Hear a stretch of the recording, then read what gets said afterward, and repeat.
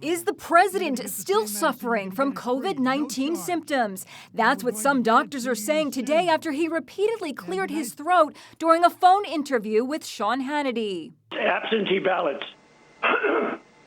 Excuse me. He sounds congested. He still sounds sick. I asked infectious disease expert Dr. William Schaffner to listen. What did you hear in that? Well, I heard a little bit of respiratory, shall we say, hesitation, and a little bit of still residual irritation. That wouldn't surprise me at all. In a new interview today with conservative radio personality Rush Limbaugh, the president sounded better and actually uttered an expletive while talking about Iran. If you around with us, if you do something bad to us, we are going to do things to you. The president insists he's fully recovered. In fact, he is expected to speak on the balcony overlooking the south lawn of the White House on Saturday as hundreds of supporters gather below. Trump's physician, Dr. Sean Conley, backed up the president, releasing a memo clearing him for a safe return to public engagements, starting Saturday. Do you think it's a good idea for President Trump to hold a rally as early as this weekend? Could he still be infectious? It is very unlikely that he is infectious. Number two, I'm not in favor of rallies of any kind.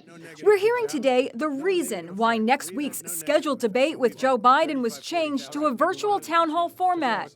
Nobody wanted to be in the same room with President Trump, so they were having great difficulty recruiting people, undecided voters, to appear in the room because they were concerned that they would get the COVID virus from the president.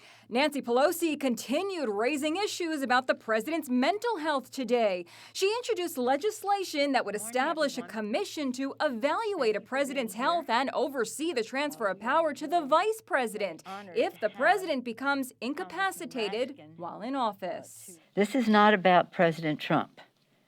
He will face the judgment of the voters. But he shows the need for us to create a process for future presidents. Trump responded with this edgy tweet. Crazy Nancy Pelosi is looking at the 25th Amendment in order to replace Joe Biden with Kamala Harris. Here in New York, another reminder the pandemic isn't going away anytime soon. Broadway's renowned theaters have been shuttered since March, and word today, they will remain dark until, get this, next May.